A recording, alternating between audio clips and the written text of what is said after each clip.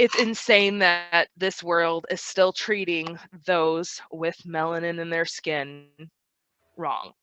But we could probably go on and on about that. I know we You're thinking, probably have a where is lot of I, to Rodney say. King? Rodney King. I actually was, I had a contract with Choate Rosemary Hall, Okay. Lottie Da residential school. And uh, yeah, we're one of those Trump people, children, Ugh. but nonetheless. So They yeah, I won't go there.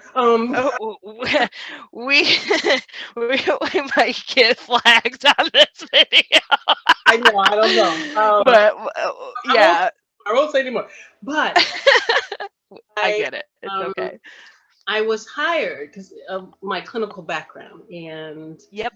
so I was hired as a, they didn't call us BIPOC people then, but as a Right. clinician to work with students who were struggling with transitioning. They were generally students of color who were Right. struggling to transition in that environment.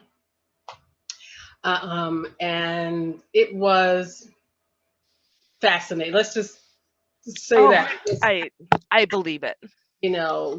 with that. So when you said Rodney King happened then, and I And it oh, was not that long ago. no, yeah, not at all. And I remember I sat with the clinical director at that time, and I said, we need to do an old fashioned teach-in. I remember Yep. taking over buildings. I'm a little older than you are. Taking over Yeah. buildings and sit-ins and teach-ins, and that's what we did. So I didn't mean to interrupt, but my mind went No, that's okay. You really. know, it was definitely I was so young. So Yeah, I didn't quite understand because I just I grew up and I was taught you treat everyone equally, and being being a little white girl in a predominantly minority area, that it wasn't quite, I'm never going to say it was like a flip script or anything, but it was I just got you. like i I was then shoved in a Catholic school, and I was like, where did all these white people come from? Because I'm not used to this. It was weird. It was really Oh, wow. weird, and I did not like it at all, because I'm like, but this isn't regular. Like, All right. Yeah. it was a culture shock. And yes, I understand I'm white saying that, but it was a culture shock because I grew up for a lot of my younger years just being with everyone. Like, it Yeah. was just Right. like the world is. So going over to a predominantly a Catholic school, I'm not too fancy on religion. I love that if people want to, practice their religion they believe in, that's awesome. Right. I'm not very religious. Right. Right. More of a pagan, because I've kind of had like a little bit of a spiritual awakening recently, which is it's still kind of going through it, but I will say pagan. I have some kind of beliefs, but that's different. So then it was a huge fight with my mom about what high school I was going to go into, because she wanted to Uh, send me to a Catholic school. And I was like, there's no way in fucking hell I want to be with 4 years with these awful people, because they were not nice. The first year I went there in fourth grade, they were nice. The rest of it, they were awful. I mean, kids are mean. okay. So, needless to say, I went back to a public school for high school, and it was like my elementary school. Oh. Men, everyone there. I mean, there was Muslims and you know yeah, Europeans, and we had a lot of exchange students. We had Yeah. um oh, in the late 90s and the early aughts, the Lost Boys from Africa. I know that was kind Yeah. of, we had some Lost Boys from Africa at Yep. our high school, and they were the most amazing people in the world. And then 9/11 happened in high school. Um, I interviewed, I was a senior, and I was gonna be a journalist, but I honestly was scared to be a journalist, so I didn't go that way because after I interviewed a Muslim girl in high school, she told me how scared her and her family were, and it was heartbreaking because Mm. they had nothing to fucking do with 9/11. They had absolutely nothing to fucking do with it. And here's this high school girl who just wants an education, and now they have to move away because people are being awful. And I told her I'm so sorry, about this, and I wrote about it, and they did publish it in I think in one of the monthly newspapers we had.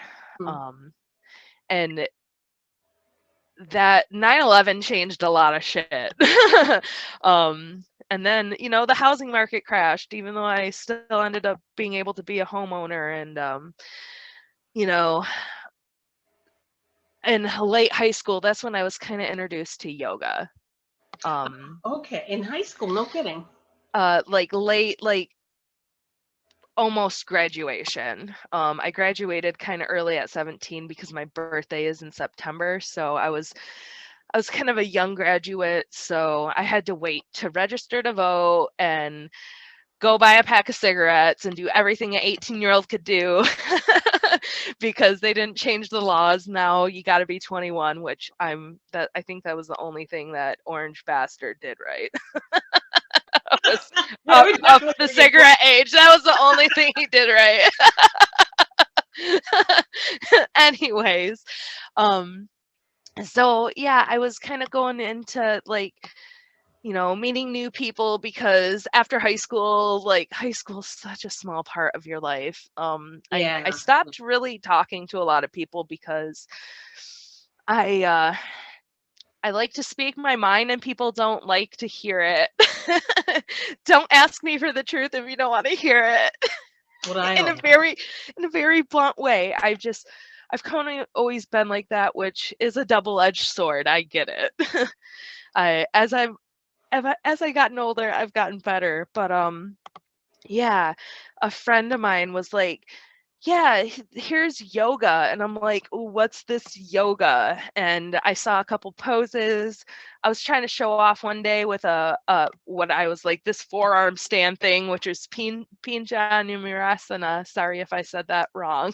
Still studying Sanskrit and how to say that. And I went all the way over, and I didn't hurt myself. I just scared the shit out of myself. I was like, I'm gonna leave that alone for now. And then No, no, I lost your video, your audio. Nope, it disappeared. I don't know what happened. It'll come back. internet We're back. internet connection is unstable. Yes, we're Don't you stable gotta now. love that? Like the wobble of the moon. It was happening a lot as well on Zoom last night.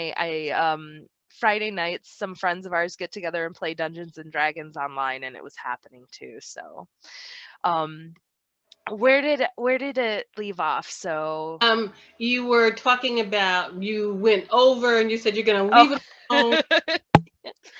I went into some kind of super bend, and I was terrified, and I left it alone. And in my mid 20s, a friend of mine invited me to a hot yoga studio here in Oh, Grand Rapids, Michigan. Oh yeah, I'm from Michigan. oh yeah, Yes, she said. we like to point at our hands, especially if we're from the lower peninsula, to tell you where we're at because it's cool. And then the upper peninsula usually does this. So yes. That's funny. Us Michiganders point at our hand. So here's Michigan. Detroit's over here, but I'm over in Grand Rapids on the Lake Michigan side. So I totally forgot. I was like, oh yeah, I have to tell you guys where I'm from. um, so in my mid 20s, I went to a hot yoga studio.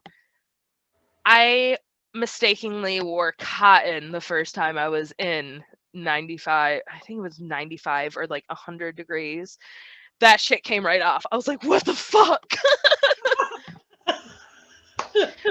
And I was just like, I was doing what they were saying because I kind of was doing a little bit at home, kind of got on the whole yoga wave of the aughts, Yeah, yeah, but yeah. just kind of dabbled. And then the next day after my first hot yoga studio, I thought I was like, what was I hit by? My shoulders were sore, bad alignment, and they weren't stopping us to tell us. Mm-hmm. I was like, what the fuck? And I was born with a broken collarbone, so my right side has always given me issues. I'm just like, God, what did I do to myself? Let me pop a couple of leaves. Oh, wow. But I went back because a couple days later I was like, you know what? I actually I feel pretty good. So then just started going and ended up I really liked it. There was a couple of teachers there that were amazing, but yes, it was predominantly white I was and gonna ask. yeah, it was predominantly white and I'm heavily tattooed and this place was in more of a snooty area, rich moms and shit like that. So here Uh-uh. comes potty mouth Ginger, who's heavily tattooed, who can like easily put her foot to the back of her head and do the splits and like lay flat and frog. And these bitches are jealous because Ah, they're like skinny minis and I'm not fat, but I'm not skinny, kind of in the middle, chunky, thick, whatever you want, thick whatever. with Right. one C, however you want to say it. Um, and there were some people that were fucking assholes, and there were some really amazing people there. Mm. So then I kind of learned where I'd want to roll my mat out. And okay, so now I know you don't need a yoga mat or anything, but I had the chintziest yoga mat and it left chunks fucking everywhere. So they had to clean it up. But I bonded with a couple of the teachers there and come to find out the owner of that hot yoga studio was a giant bitch. Really? Just not a nice person, not wanting to do any kind of meditation, just being really really super colonizer yoga. I'm just going to Mm. say it now. Then I was just kind of like, what is her problem? Like she has this studio, it's lovely, and this was years before people were really really paying more attention about colonizer yoga. And years later I kind of figured out what type of yoga they were teaching, and it was right from that Indra Devi, that crazy fucking white bitch in the 70s that brought it over and was just using it as a workout. And then they taught the Baptiste, and they're teaching Baptiste yoga. And I believe after these yeah people left and created their own studio, which I kind of went with them, and then the community was just kind of like not so nice Got it. when I was going through a really really rough time, and people would walk away from me and I was like, I don't fucking need this. And then um they brought in meditation though at the studio. Like if I was to go back to any studio, it would probably be the one that I had previously left, which wasn't as hot, but they were still doing Baptiste and Vinyasa. I do like that type of yoga, but now I just literally roll out my mat and listen to my body at home There you go. because I don't need someone to tell me to do this or like the community was great, but I don't know what happens. Huh. Maybe me being open about my traumas with people brought up their own, and they weren't comfortable enough to tell me, Comfortable? "Hey, can we